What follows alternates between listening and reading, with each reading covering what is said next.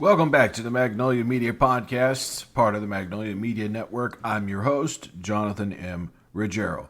Well, it has been wall-to-wall coverage on every network of the Trump verdict. 34 criminal counts, guilty on all fronts. And now, on July 11th, Judge Merchan will speak one more time. And that is, of course, the sentencing of Donald Trump. Perhaps Trump should weigh carefully and consider that poking fun of, calling Merchan rigged, compromised, isn't the best tact, isn't necessarily the best way to go at things. Especially with this man preparing to decide your fate. And Judge Merchan has made it clear he doesn't want to put a former president of the United States and a man who, frankly, could become president again, as terrifying as that is, in prison. He doesn't want to have to do it. But then again, Donald Trump is essentially flaunting the court of law, calling them rigged and having his MAGA lackeys line up behind him. J.D. Vance saying that he'll never support another judicial nominee put forward by the Biden administration. Can someone please tell me when exactly J.D. Vance did line up behind a Biden appointee for the federal bench? I mean, send me an email at magnoliamedia2024@gmail.com. Please let me know, when did J.D. Vance ever support anything put forward by this president? He is a partisan through and through, and they had a real opportunity in Ohio to elect a good, decent, and fair, honest broker in Tim Ryan. And instead, they elected J.D. Vance. Now, I have a lot to say about J.D. Vance and his hillbilly eulogy. Or elegy, rather. Should have been a eulogy. That should have been the end of his career right there, because that was not a hillbilly elegy. I grew up and still live in southern Appalachia, but for most of my life, I lived out on the farm. Not just in the summers, and then was, swept away to a big city like Cincinnati to get my education, but I actually spent year-round on the farm, all my time. And what he described in that book and the movie version, which is the only one I saw, was really just white trash. It had nothing to do with being a hillbilly. The idea that a man who lived through that type of childhood could line up behind coal companies, could line up behind tax cuts for the wealthy, could line up behind reductions in SNAP benefits and things that allow people in those parts of the country to live, to eat, to take care of their families. Well-paying jobs can't come to those areas because they're so full of methamphetamine. I didn't see a lot of methamphetamine in hillbilly nonsense, the hillbilly bullshit put out there by J.D. Vance, when Tim Ryan was, again, an honest broker of the law, a constitutional scholar, and a man who would have made an excellent senator for the people of Ohio, the way Sherrod Brown has over the past however many years. We must ensure he is reelected, even if Trump manages to win the state. At this point, I'm questioning whether or not Trump can win any of the mainstream states on the 2024 election map. That's including Texas, everything except maybe South Carolina, Wyoming, Utah. Of course, you're going to have those Idahos, those extreme right-wing states. Other than that, 49% of independents polled say Trump should fall out of the race post-conviction. I happen to agree with them. I think it's a shame and an embarrassment to the United States to have a man running for president who has been found guilty on 34 criminal counts. 34 criminal counts. A unanimous jury verdict. And now he's going to essentially force Judge Mershon to put him in jail for 1129. And the way the law works, and this is my understanding, again, I'm not an attorney, and I'm going to talk about that a little bit in a few minutes, is that a county judge, a state judge, can only give you 11 months to 29 days in a local jail versus sending you off to prison. So if you are sentenced to 2 years, you go to prison. If you're sentenced to 1 day shy of 1 year, then you go to county jail. I assume it works the same way in New York. That's the way it works in the state of Tennessee. But I'm unfamiliar with New York state law, so I'm not exactly sure what Mershon will do. It looks more and more likely like he'll put him on an ankle monitor and, hold him up inside Mar-a-Lago down in Florida, his primary residence now, so that when the state of New York gets around to confiscating the rest of his properties, he'll have Mar-a-Lago left to, go and have his diaper changed. He's an embarrassment. He's an embarrassment. The bigger number, in my opinion, is the 15% of Republicans who say Donald Trump should fall out of the race. Let's just say 5% of those people either stay home, vote Biden, or vote third party and completely avoid Donald Trump when it comes to 2024. Biden wins. In that scenario, Biden wins, and he wins by a blowout. 5% is huge in today's political arena. The divisiveness, the hate, the putrid speak about the poisoning of the blood of our country, the Hitler and fascistic tone he takes, especially when talking about migrants, is concerning, to say the very least. It's Hitler-esque. It's fascism at play.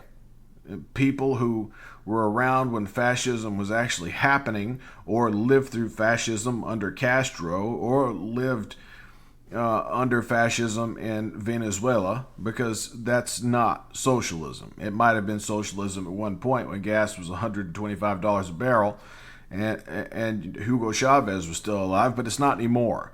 Now it's fascism. That's how fascism works, when one man essentially rigs every vote and refuses to leave office, even though the international community has essentially cracked down on him and said Venezuela is now an outcast, the way Nicaragua is, the way North Korea is, the way Russia is. And by the way, the Russians, terrified of all that aid money that was just sent their way, courtesy of the United States, and of course the little bits of money coming from various European countries, France, Great Britain, and others, means that once we get through the summer, they've had a chance to regroup. Again, I'm talking about the Ukrainians. There will be a full-on advance against the Russians to push them out of Kharkiv and to use those weapons to attack the heartland, as far into Russia as Moscow. I mean, think about that for a moment. Now, that might inspire Putin to do something stupid, but hopefully cooler heads prevail when it comes to, using nuclear weapons. It's not going to go over well with his neighbors to the east, of course, that being the Chinese, and it's certainly not going to go over well with the community in the West. That's the United States and our allies in Western Europe. So, with all of this going on, I want to talk a little bit about myself. Not even using notes today. I really didn't see the point in it. We know that Rick Scott and Marco Rubio and Jim Jordan, the head of the Judiciary Committee in the U.S. House of Representatives, has subpoenaed Alvin Bragg. In the middle of this whole thing, he thinks Alvin Bragg is going to come give testimony to a toothless subpoena from a man who we've been waiting on him to speak to the January 6th committee for 2 years now? I mean, he's over 1,000 days late on his subpoena date. Jim Jordan is a fraud. Jim Jordan allowed children to be molested under his watch, even if he was an assistant coach at Ohio State. He allowed it to happen. That urine-stained piece of garbage. And you can jump on me and say, John, you're adding to the division in this country. No, these are the people creating the division in this country. All I'm doing is calling them out for what they are and what they've done. As far as J.D. Vance and his made-up story about living in hillbilly land in Kentucky, where he left out the meth cooks in every other trailer, where he left out the people being carried away in chains, where he left out all of those things, and instead he was the picked-on little boy who just laid in the water by himself and hated having to leave the mountains to go back to Cincinnati. Well, Cincinnati makes more sense for someone like J.D. Vance because he's certainly not a country boy in any way, shape, or form. And, you know, the fact that I don't speak with a heavy Southern accent doesn't mean that I am any less the farm boy I claim to be. People who've known me all of my life have known one thing about me. I've worked that effing farm. In the freezing cold, with my hands on fire, trying to wrestle hay rings, deliver calves, stories that will be published in my book, that will hopefully come out sometime next year. And you'll get a real feel for what it was like growing up in the place where I grew up, in the time in which I grew up, pre-internet, pre-mobile phones. I mean, hell, we were using rotary dial phones when I was a little boy, being raised in a way that was as similar to 1950 as it was the year 2000. And this was, of course, in the late 80s and early 90s. There just wasn't that much change. Life was pretty much the same, except Walmarts were coming along and killing downtowns and killing main streets across this country. We allowed it to happen because we are lazy in the United States. We are lazy. We'd rather go to Walmart and get all of our shopping done at one time instead of, parking in a public parking lot downtown and walking to a baker and walking over to a fishmonger or walking over to a butcher or to the general store to get all of the basic goods, sugar, flour, butter, milk, cheese, etc. That's what we've given up in this country so that we can have Walmarts, buildings that will one day be completely abandoned. And when they are abandoned, they're enormous eyesores, just like these malls that, had their run, lasted about 30 years, and are now Amazon distribution centers if they haven't been torn down altogether. We have one right here in Knoxville, Tennessee called Easttown Mall. They tried to rename it several times, but it was clear by the end of the last decade that it was never going to bounce back. All of the big stores had left. We do have a successful mall here in Knoxville, Tennessee, Westtown Mall, but even Westtown sees its slow days. Although that's where the Apple store is and all of the things people actually need.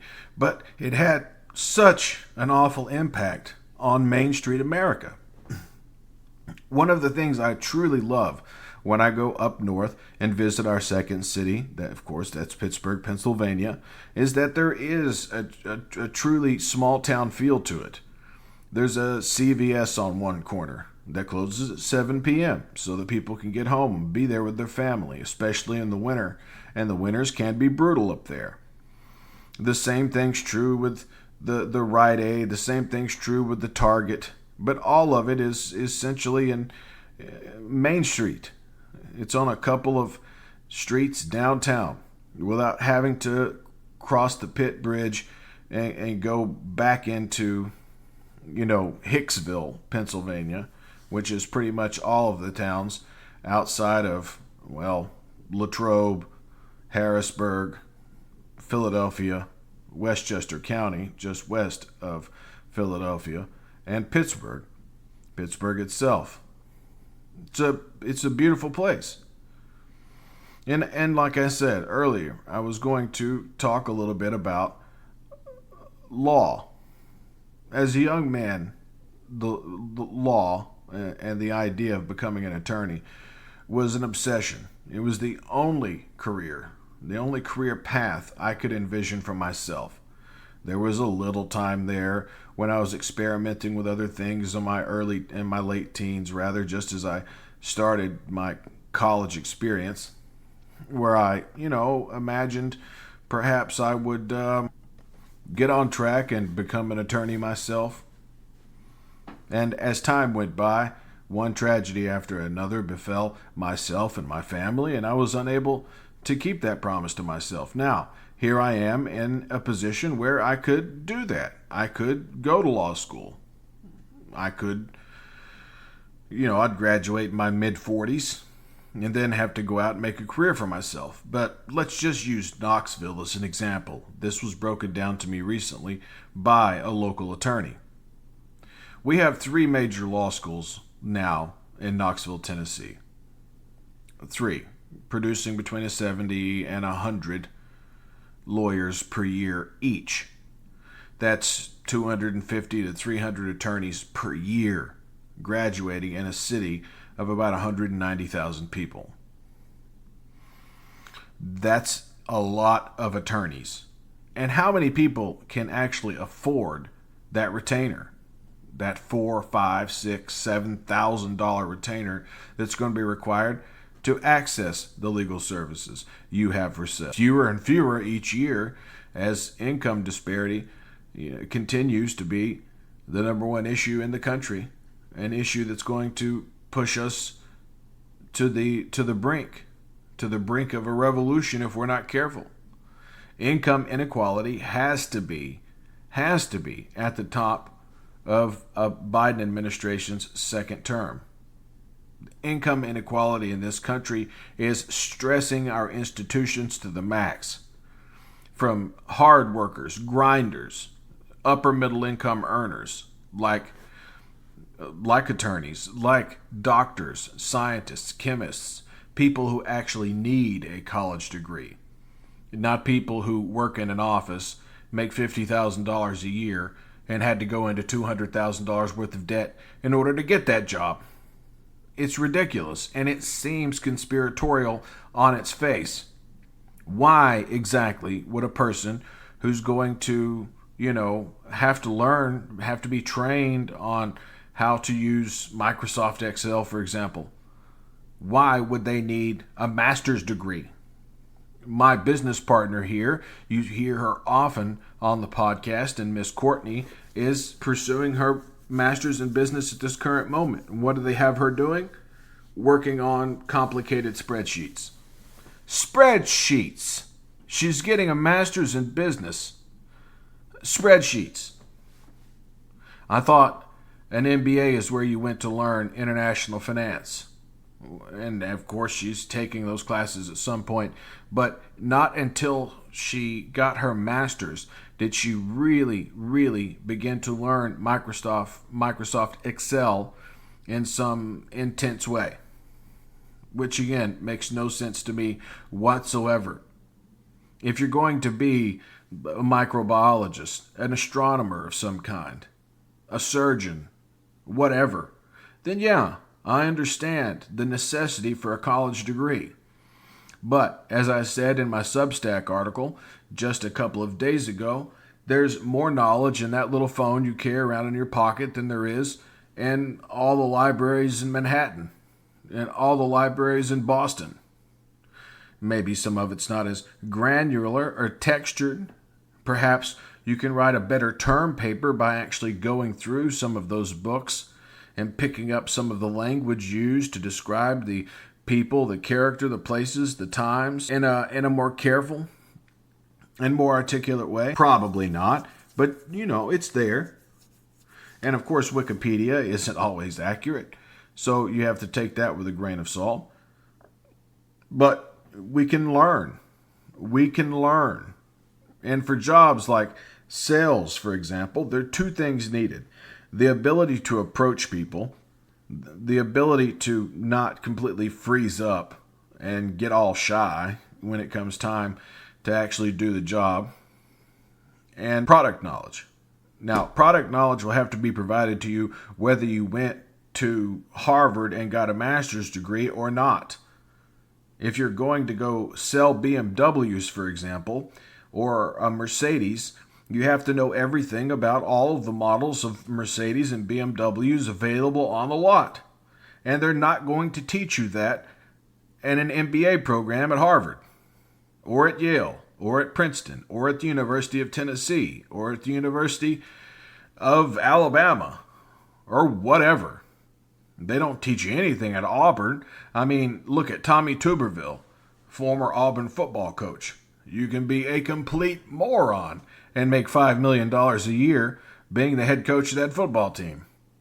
And never win anything, by the way.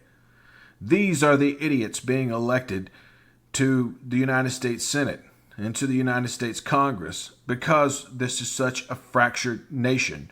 We need serious lawmakers. And again, even for politics, what good does a bachelor's degree do someone who mostly just sits and votes?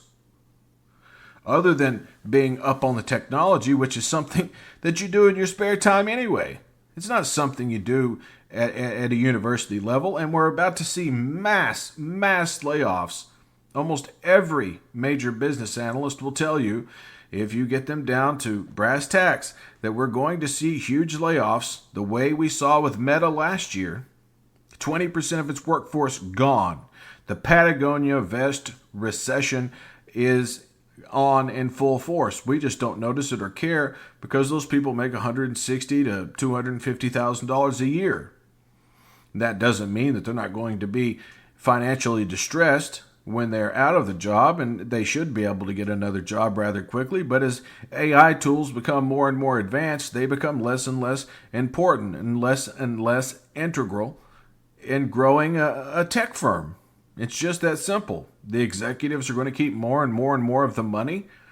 They're going to be able to hopefully hand out larger and larger and larger paydays for, the hourly workers. But as far as those mid-level executives who work in offices, souping up whatever, they're not going to be necessary. They're not going to be necessary in moving forward. That's what AI is going to do. And for people like myself, self-styled journalists, if you will, we're going to be able to enhance our articles or push out more articles using our writing style and essentially work as editors for what AI produces, which is only going to enhance what we're already doing. So I don't see how AI has an appreciable effect on what I do or what attorneys do. And they certainly don't see AI replacing surgeons anytime soon, or for that matter, self-driving cars, which has been a fantasy promised by people like Elon Musk for the last 20 years and still hasn't come to fruition, hasn't even come close.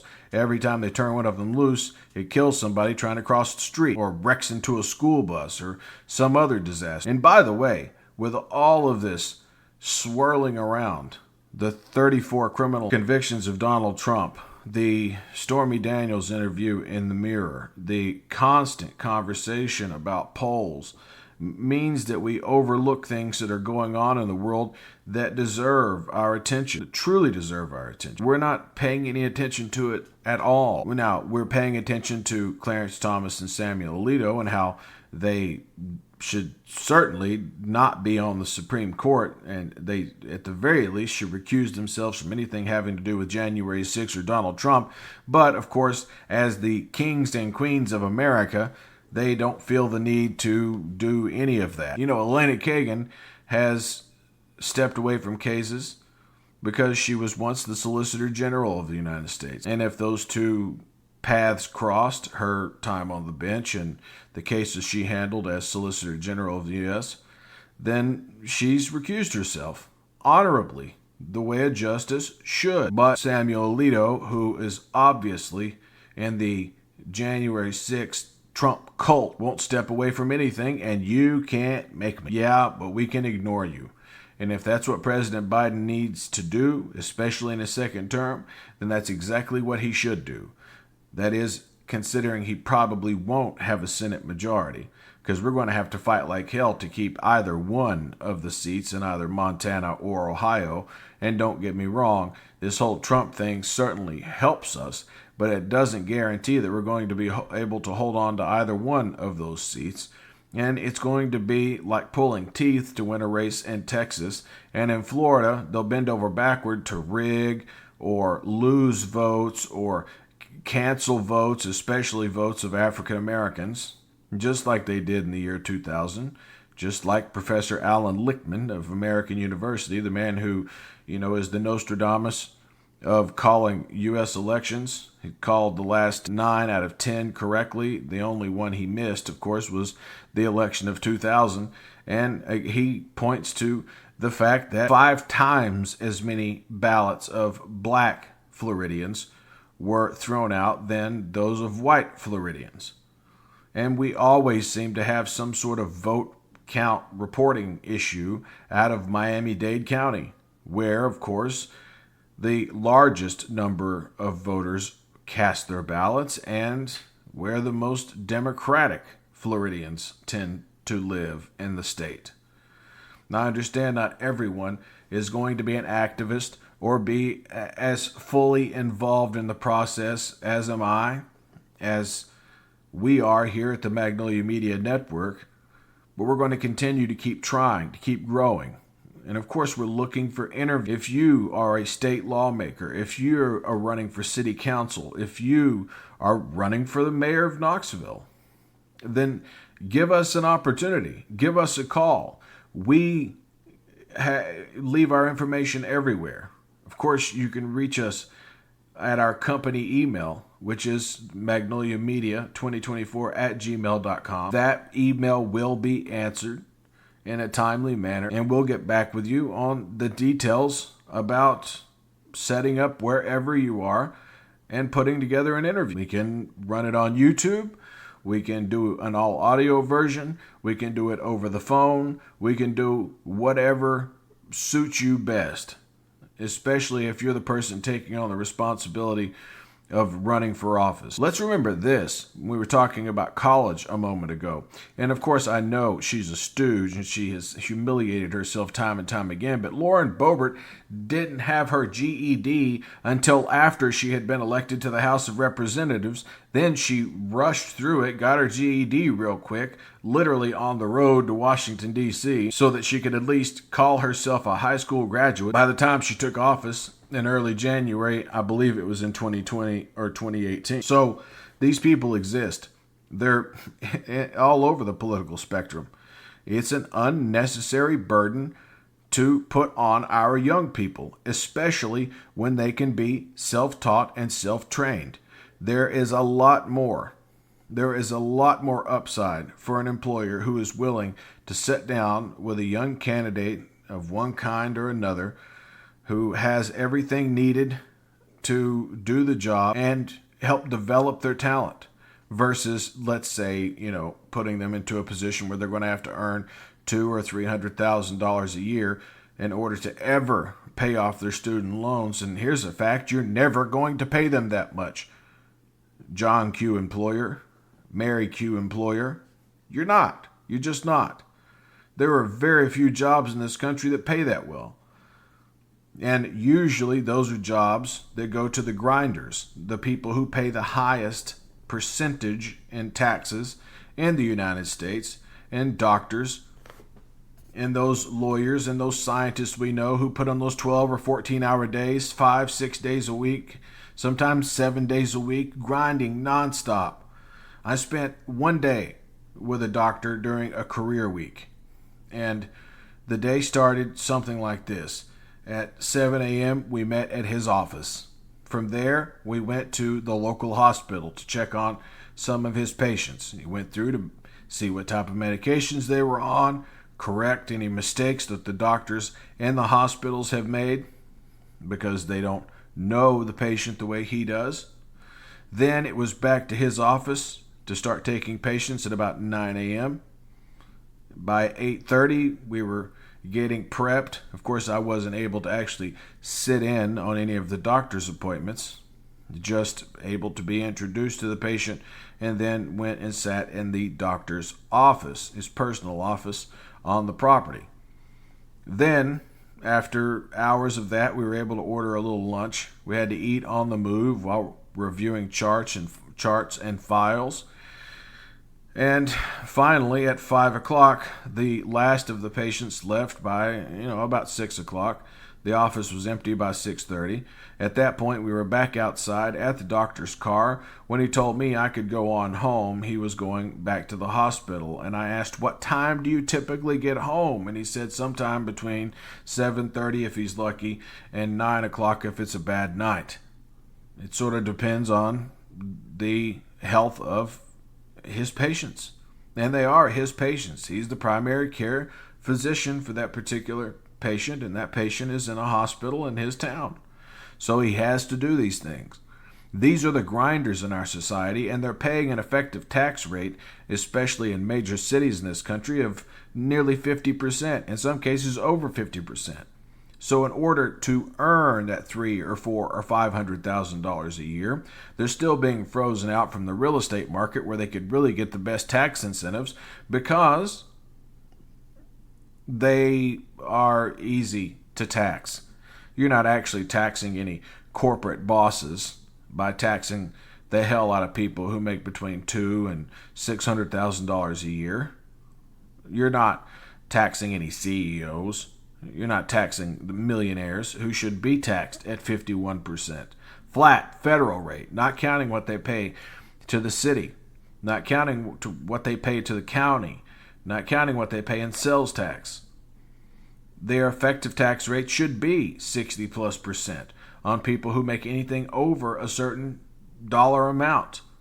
Like Warren Buffett said, if the top 200 firms in the country paid 21% in taxes, as did Berkshire Hathaway, then there wouldn't have to be any taxes on anyone else in the country at all.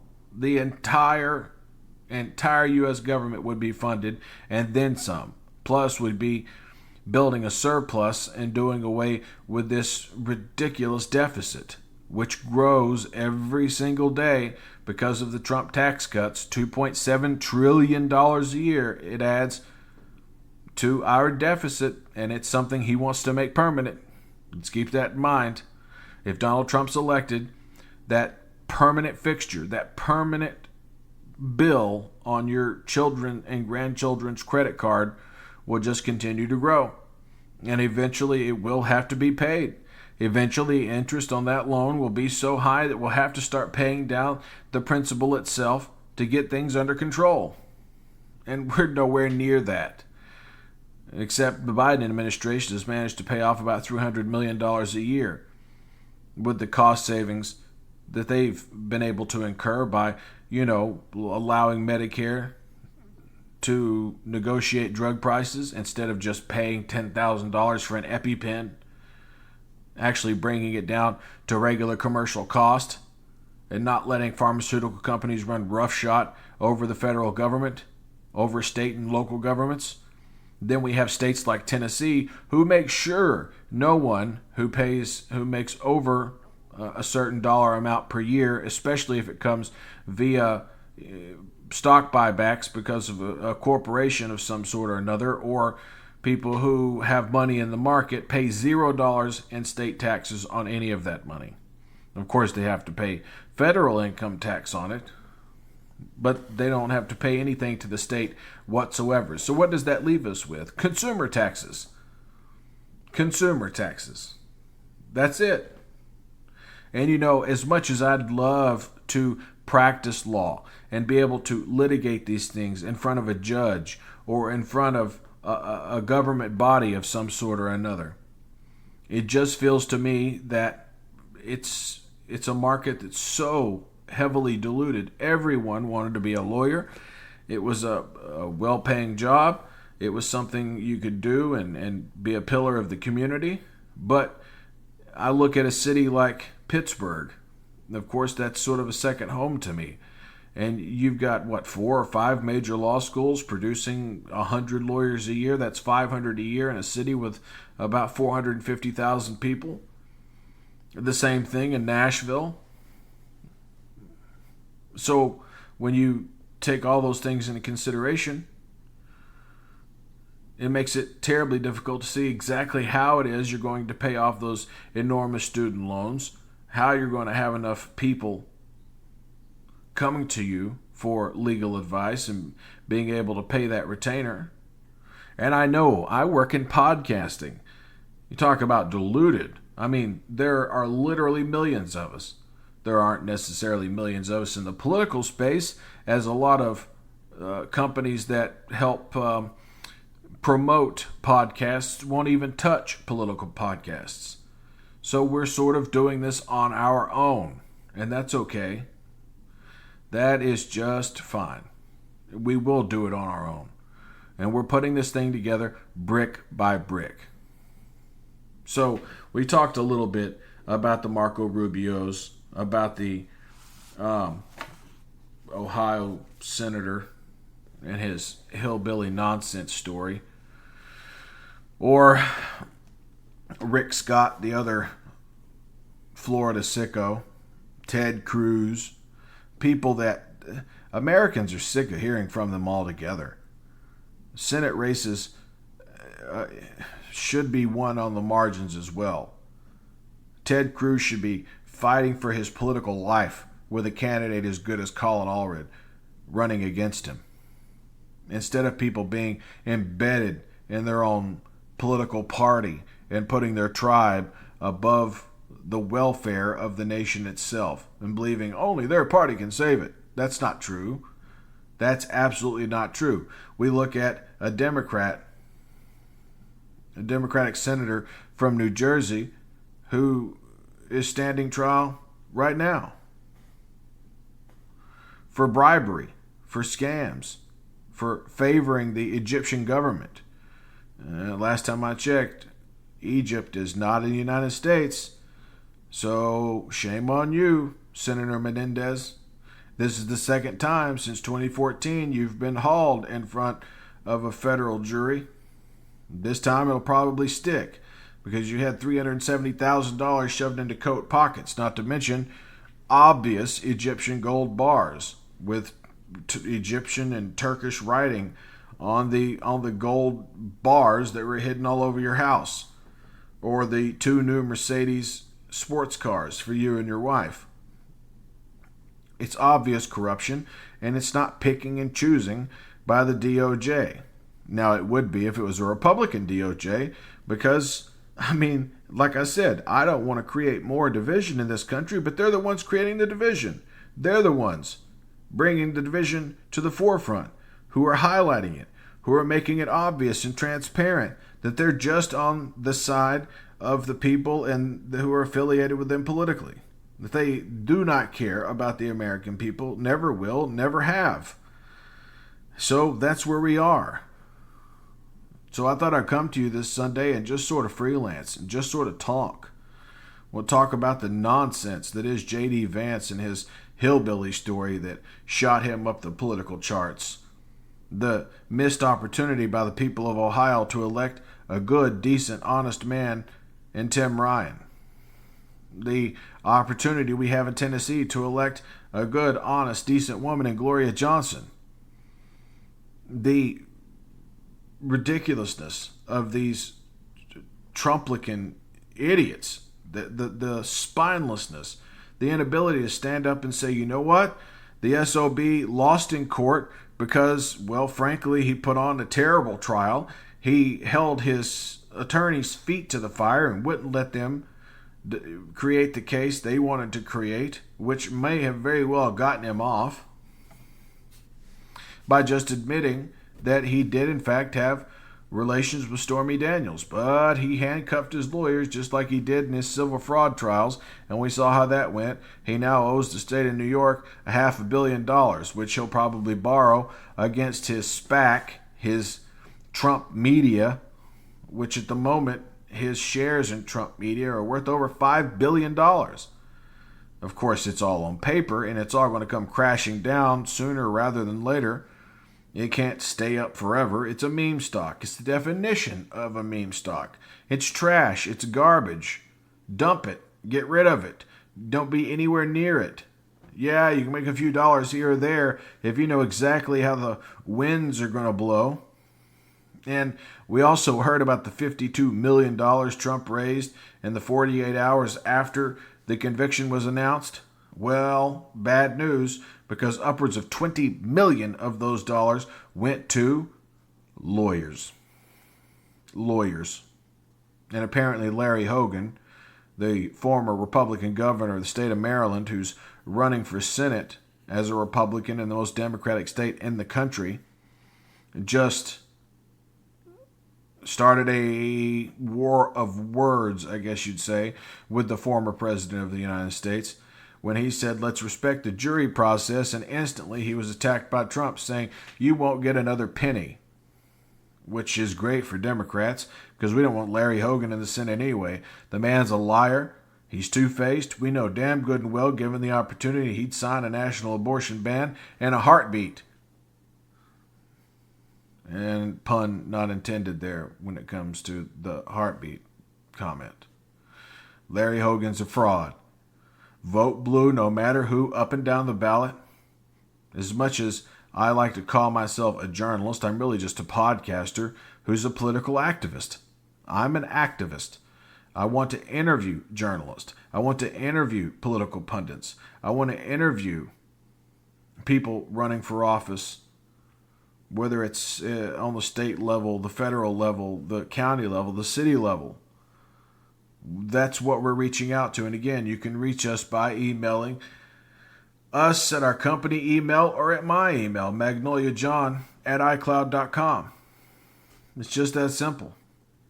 magnoliamedia2024@gmail.com. Or following me across multiple platforms at Magnolia John 2024, and that's especially on Instagram, where I post the most, where you'll see the most of me and the most of our little staff and our little office here in Knoxville, Tennessee. And I appreciate you guys so much. Again, check us out on patreon.com. That's patreon.com/Magnolia Media Network. That's Patreon, patreon.com/Magnolia Media Network. And again, follow me across all social media platforms at Magnolia John 2024. And of course, our email, magnoliamedia2024@gmail.com. So, until next time, this is Johnathan Ruggiero with the Magnolia Media Podcast saying, be well.